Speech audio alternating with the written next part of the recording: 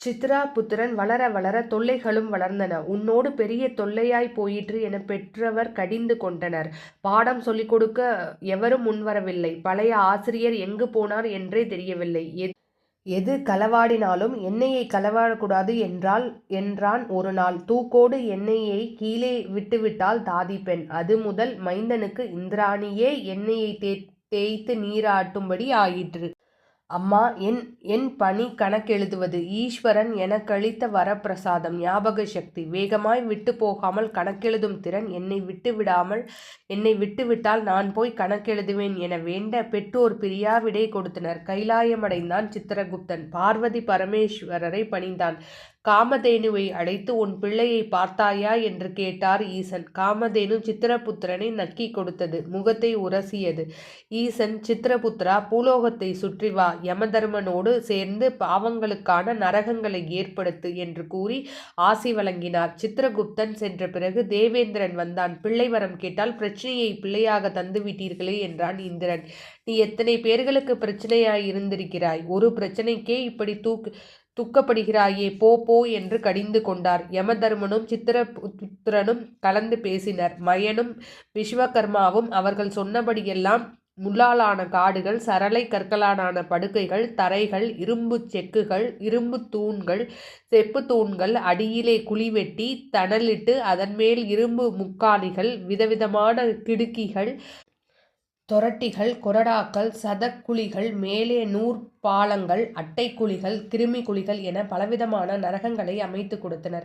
பெற்றவர்களை பேணாத பாவியருக்கு அட்டை குழி, பொய் வழக்கு ஜோடித்தவர்களுக்கு கொரடாவால் நாக்கை பிடுங்க வேண்டும். பணத்துக்காக பொய் சாட்சி சொல்வோரை அரணை குழியில் தள்ள வேண்டும். கன்றுக்கு பால் விடாமல் ஒட்ட கறப்பவர்களை இந்த இரும்பு முக்காலியில் கட்டி போட வேண்டும். அனல் தகிக்கும் போதுதான் பசுவின் தாபமும் கன்றின் தவிப்பும் புரியும். மனைவிக்கு கணவனுக்கும் துரோகம் செய்பவரை இந்த பழுக்கு காய்ச்சிய இரும்பு செப்பு தூண்களில் கட்டி போட வேண்டும். தவறான எடை போட்டு சாமான் விற்றவரை நூற்பாலம் கடந்து வரும்போது அறுத்து சகதி குழிக்குள் தள்ள வேண்டும். ஊரார் உடைமையை மோசம் செய்தவர்களை முள்ளுவனத்தில் நடக்க விட்டு ஆணி படுக்கையில் கட்டி போட வேண்டும். கொலை செய்வோரை கண்களை பிடுங்கி அனற்குழியில் தள்ள வேண்டும். கொள்ளையடிப்போரை மாறுகால் மாறுகை வாங்கி சரளை சாலையில் தள்ளிவிட வேண்டும். பிறரை பற்றி கோல் சொல்வோரின் காதில் ஈயத்தை காய்ச்சி ஊற்ற வேண்டும். தவறான வதந்தி பரப்புவோரை பாம்பு குழியில் தள்ள வேண்டும். வேண்டிய செல்வத்தை ஏழைப்படுபவருக்கு உதவாமல் பூட்டி வைப்போரை உடலிலே ஊசிகளால் புண்ணாக்கி உப்பு கரைத்த குளத்தில் தள்ள வேண்டும். ஆட்சியில் இருப்பவர்கள் செய்யும் தவறுகளுக்கு கொதிக்கும் சுண்ணாம்பு காலவாயில் தள்ளப்பட வேண்டும். இப்படி பலவாறாக பாவங்களுக்கு தண்டனைகளையும் புண்ணியங்களுக்கு தக்கபடி ஸ்வர்க்க போகங்களையும் குறித்து கொண்டார் சித்திரபுத்திரன். மார்க்கண்டேயராக பாசக்கயிறு வீச அது லிங்கத்தையும் பற்றி இழுக்க சிவனால் உதைப்பட்டு பாதாளம் போய் விழுந்தான் யமன்.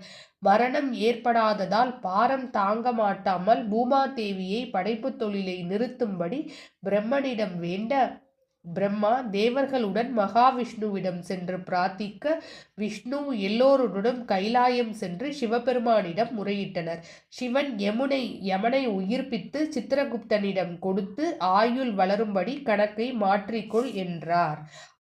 அன்னதானம் செய்தவர்கள், ஆலயம் எழுப்பியவர், அதற்கு காரணமாக இருந்தவர், கருணை மிக்கவர், கன்றுக்கு பால் விட்டோர், இறைத்தொண்டு செய்வோர், நல்லெண்ணம் நன்னடத்தை உடையோர், மாதா பிதாவை மகிழ்ச்சியோடு காப்பாற்றுபவர்கள், ஆலய தொண்டு அனுதினம் செய்பவர்கள், விபூதி ருத்ராட்சம் துளசி மாலை அணிந்தவர்கள், பிற பொருளை கண்டு பாபமென்று பயந்து ஒதுங்குவோர், கடமை முடிப்பவர், பிதுர்கள் காட்டிய பாதையை கடைபிடித்து அனுசரிக்கும் மானிடர்கள், இவர்களின் ஆயுளை கூட்டிக் கொள்ளுங்கள்.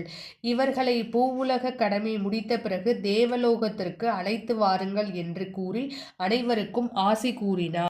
யமன் உமாமகேஸ்வரரை, லக்ஷ்மி நாராயணரை, ஸ்ரீ வித்யாரூபிணியான சரஸ்வதியுடன் கூடிய பிரம்மனையும் வணங்கி பணிவுடன் சித்திரகுப்தனோடு யமலோகம் வந்து தன் கடமையை சீராக செய்ய ஆரம்பித்தான்.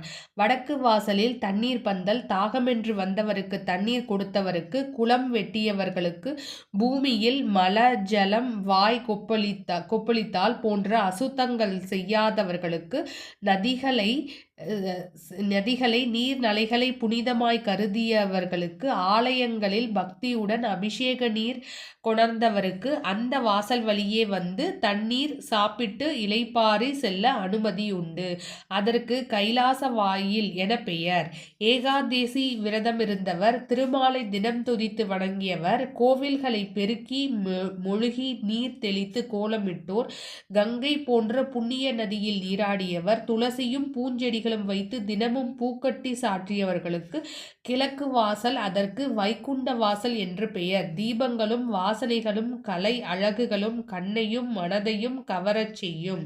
மேற்கு வாசலும் தெற்கு வாசலும் நரகத்திற்கு செல்பவை. மாளிகையின் நடுவில் சித்திரபுத்திரன் அமர்ந்து பட்டோலை வாசித்து ஆத்மாக்களை அனுப்பி கொண்டிருக்கிறார். அதலம், விதலம், சூதலம், தலாதலம், ரசாதலம், மகாதலம், பாதாள லோகம் என்ற லோகங்களுக்கு ஆத்மாக்கள் செய்த புண்ணியங்களின் தரத்திற்கேற்ப அனுப்புகிறார்.